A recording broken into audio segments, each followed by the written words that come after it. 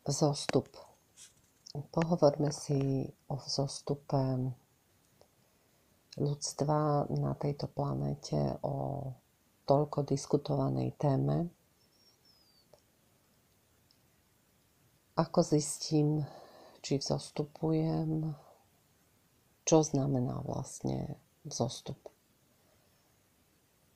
Treba sa najprv zamyslieť nad tým, že ľudské telo nie je len fyzické, má aj svoju auru, svoje svetelné telo a svoje určité vibrácie, ktoré sú vlastne obsahom svetla, ktoré zaplňa priestor aury a svetla v bunkách.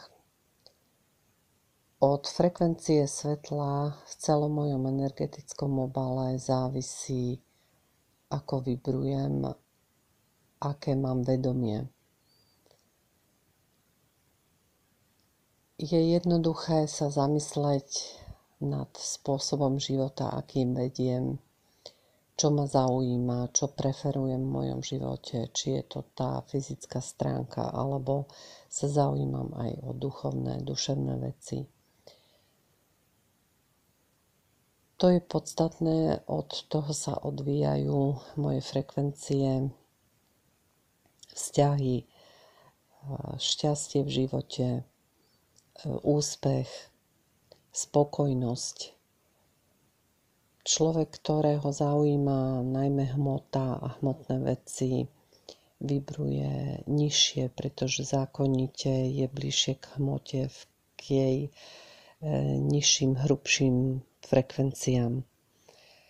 Čím človek prechádza na jemnejšie úrovne, na vyššie frekvencie, má viac svetla v sebe, venuje sa modlitbe, meditácii, tak úroveň svetla v jeho aure vzrastá. Jeho záujmy sa radikálne menia a akoby unikal skôr z toho fyzického hmotného sveta. Vyhľadáva skôr kľud, prostredie bez ľudí, prírodu, zvieratá, je radšej o samote. S vlastným prežívaním si vystačí a je tak šťastný. Mať vysoké frekvencie znamená možnosť aj komunikácie s anielmi, archanielmi, vyššími svetelnými bytostiami, prenikať do vyšších dimenzií, prechádzať rôznymi úsekmi bez času a priestoru, s tým, že si to uvedomujem. Takže každý človek by sa sám nad sebou mal zamysleť, aké sú jeho preferencie, čo žije, akú má prácu, čomu sa najviac venuje, či sa mu veci daria v živote, či má v poriadku vzťahy, aký životný štýl vedie, ako sa stravuje. Súčet všetkých týchto vecí dáva výslednicu toho, čo som, kam smerujem a ako vibrujem. Na planétu Zem dopadá od roku 2012 obrovské množstvo svetla zo stredu galaxie a bezprostredne vstupuje do našich svetelných tiel a zvyšuje jeho vibrácie. Bez toho, že by sme si to uvedomovali. Človek ako taký si neuvedomuje svoju vlastnú auru.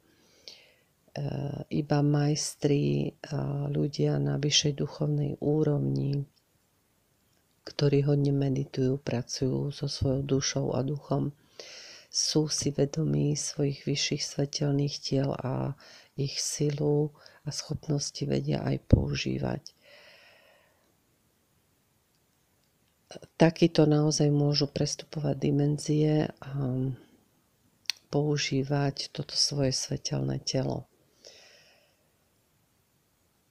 Preto je dôležité zjemňovať svoje frekvencie čo najviac cez stravu, cez meditáciu, cez modlitbu, cez pozitívny spôsob života, cez otvorené srdiečko, cez ktoré nám prúdi energia lásky, naša podstata, z ktorej sme zišli.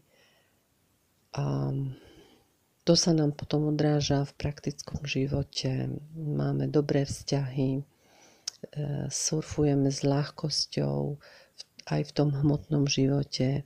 Deje sa nám synchronicita, to znamená veci, na ktoré si pomyslíme, sa nám hneď aj dejú a stretávame ľudí, ktorých my chceme a všetko negatívne a blokujúce sa nám vyhýba, respektíve my sme schopní si to tak regulovať. Takže každý sám za seba by mal vyhodnotiť, kde sa asi v tejto chvíli nachádza, koľko svetla a lásky je v jeho tele a duši. A podľa toho môže vyhodnotiť aj cestu svojho vzostupu.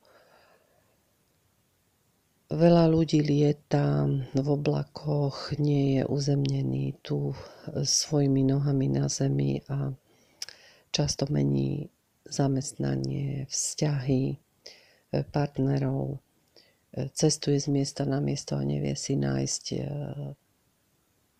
také skutočné miesto na tejto planete, svoj domov. Takýto človek ešte neprešiel celou tou cestou pozemskou, celou tou školou, mysterióznou školou Zem.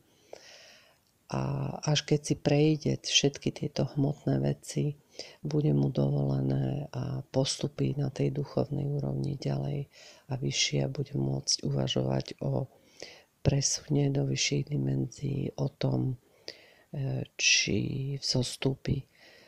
Táto téma je zložitejšia na to, aby sa zodpovedala v pár vetách, ale vychádzať naozaj môžeme z toho, ako sa momentálne cítime, čo riešime momentálne v našich životoch a čo nás priťahuje. Ak nás naozaj priťahuje duchovná sféra, jemné energie,